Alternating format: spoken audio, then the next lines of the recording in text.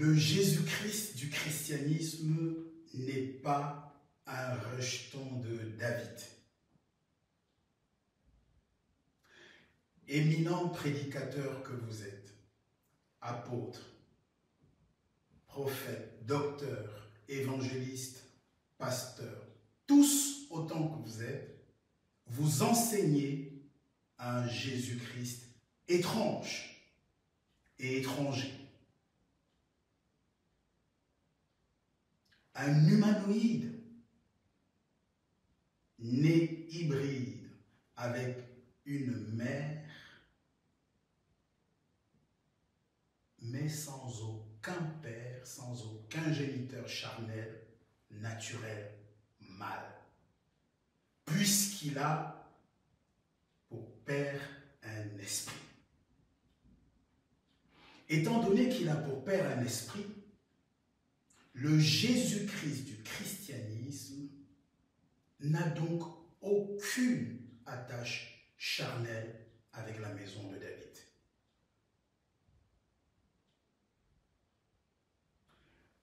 Car il n'est le rejeton d'aucun des pourtant foisonnants fils que le patriarche David a eu lors des jours de sa chair ici-bas.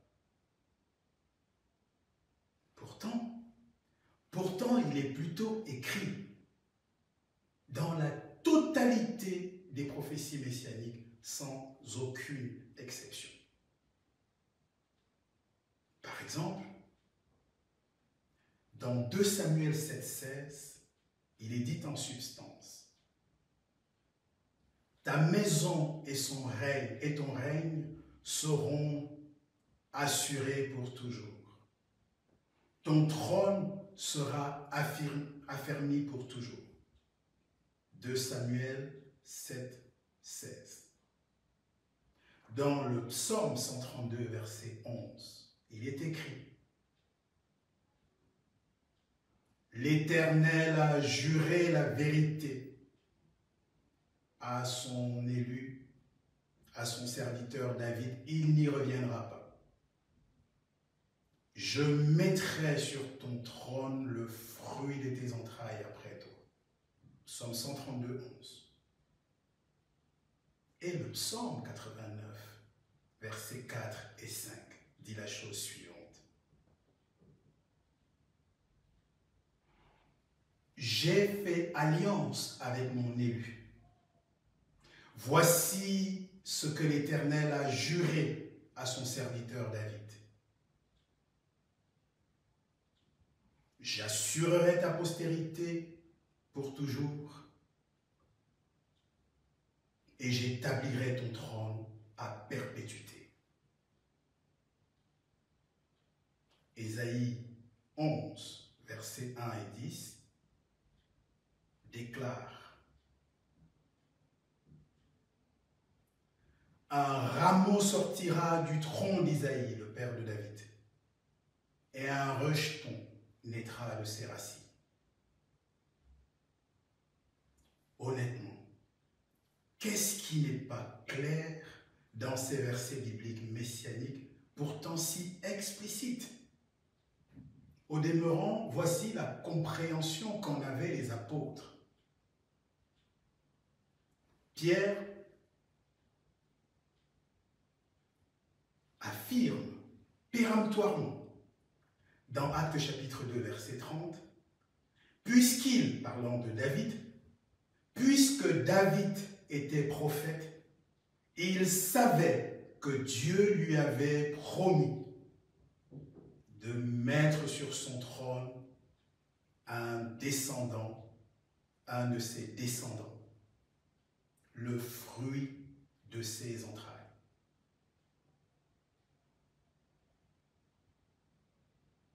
Paul, face aux Romains, se présente ostensiblement de la manière suivante. Paul, serviteur de Jésus-Christ,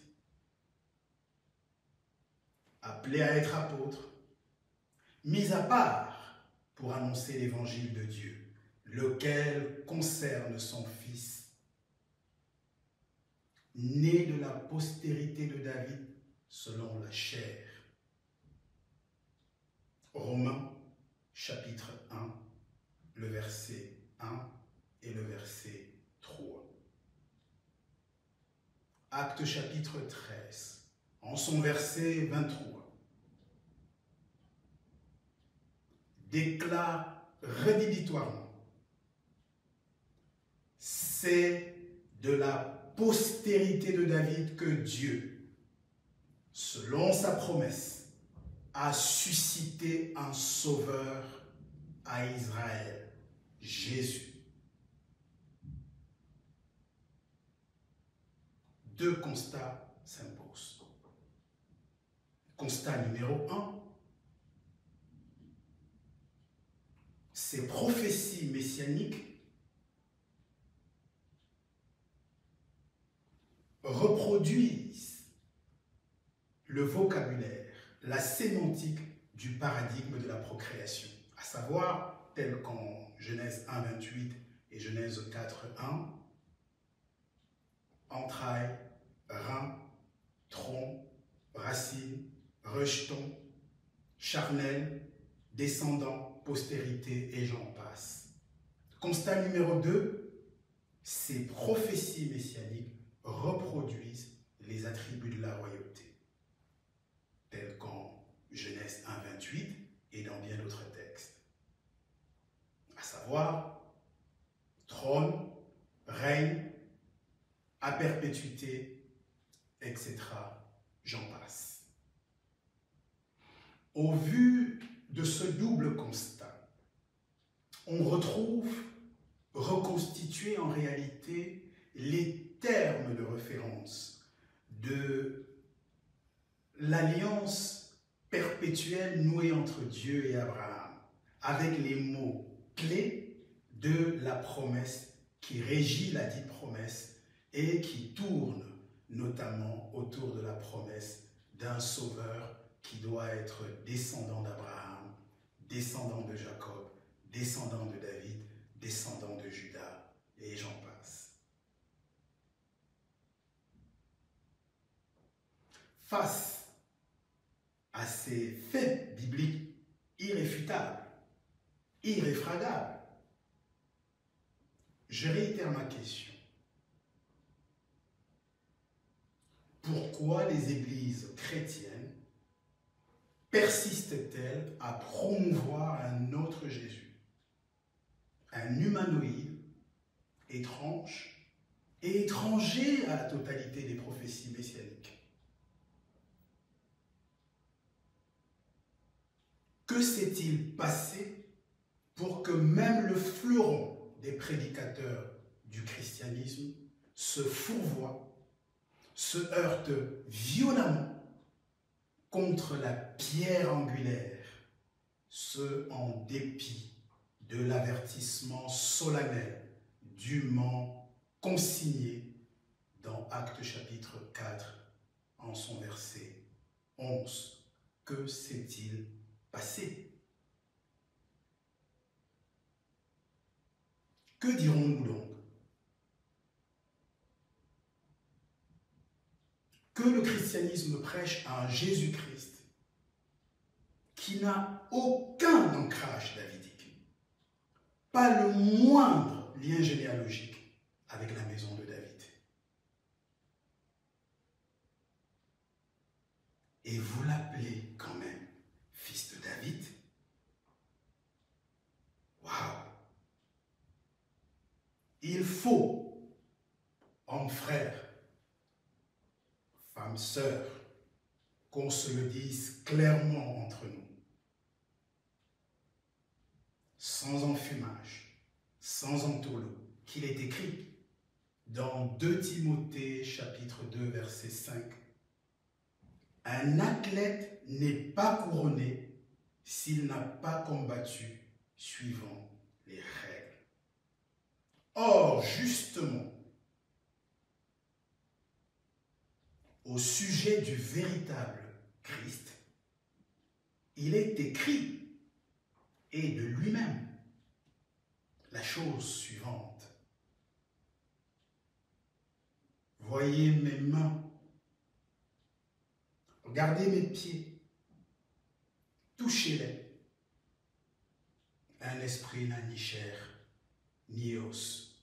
Et encore, dans Apocalypse, ça c'est Luc chapitre 24, verset 39, dans Apocalypse 22, 16, il enfonce le clou avec une déclaration tonitruante, disant la chose suivante: moi, Jésus, j'ai envoyé mon ange dans les églises pour attester de ces choses.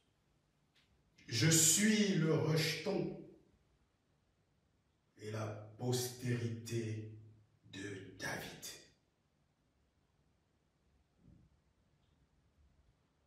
Imparable, aphorique. N'est-ce pas? L'expression véritable Christ, ne vous y méprenez pas. Elle ne vient absolument pas de nous. Elle vient de 1 Jean 5, verset 20, d'Apocalypse 3, 7, Apocalypse 3, 14, Apocalypse 19, 11, et j'en passe. Même avec beaucoup de mauvaise foi, le révisionnisme chrétien ne tiendra plus jamais la route. Tu es averti. Tu n'as plus de circonstances atténuantes. Dorénavant, il sait que tu sais. La situation est gravissime. Elle ne peut simplement pas rester en l'état. Il va falloir faire quelque chose, agir.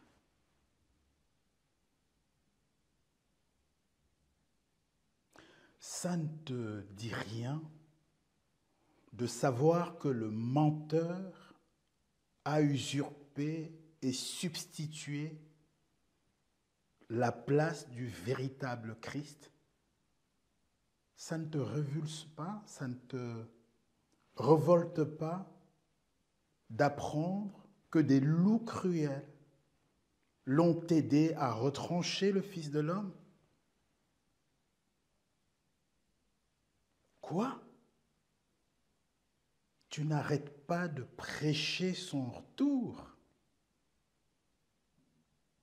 Et maintenant que l'heure de la vérité a sonné, tu voudrais, par intérêt, par orgueil, par loyauté à ta dénomination religieuse, ou même par cupidité, à l'instar de Judas Iscariote, tu voudrais privilégier tes propres intérêts aux dépens de ceux de l'agneau, l'agneau que tu dis, que tu prétends servir. Donc, il n'est pour toi qu'un faire-valoir, un fonds de commerce. Le véritable Christ t'a parlé. Il t'appelle par ton nom. Ne résiste pas. Si tu as entendu sa voix, ne résiste pas. Viens qu'ensemble, nous annoncions cette bonne nouvelle du royaume. Car il est écrit que la création tout entière a été soumise à la vanité par ce faux Christ, par cet antichrist, en attendant, en espérant de pouvoir enfin avoir accès à sa liberté, à son salut, à travers la révélation des fils de Dieu. Rejoins-nous promptement, selon le fardeau que tu peux avoir du rétablissement, le rétablissement de la vérité, le rétablissement du lion de la tribu de Juda sur son trône bien mérité, le rétablissement de la gloire du Fils de l'homme, du Fils de David, du Fils de Juda, du Fils d'Abraham, conformément à la promesse régissant cette alliance perpétuelle qu'il nous est donnée en cette fin des temps de la fin, de renouveler, de ressusciter, descendre d'une parenthèse nocturne du christianisme. Rejoins-nous donc promptement, soit comme ambassadeur, soit comme partenaire pour ta ville, ta région, ton pays, pour une langue donnée. Et si cette vidéo t'a béni, alors tu as plusieurs registres pour à ton tour contribuer afin que d'autres y aient aussi accès. Tu peux avoir une action, un don en nature, c'est de t'abonner à nos différents canaux qui vont s'afficher sur l'écran, de partager à d'autres, il ne t'en coûte rien, ou si peu. Et si tu veux contribuer financièrement, tu as également la possibilité de booster la diffusion sur toute la terre de la bonne nouvelle du royaume. Et enfin, encore une fois, il t'est ouverte la possibilité de devenir ambassadeur ou partenaire de Christique Académie pour ta ville.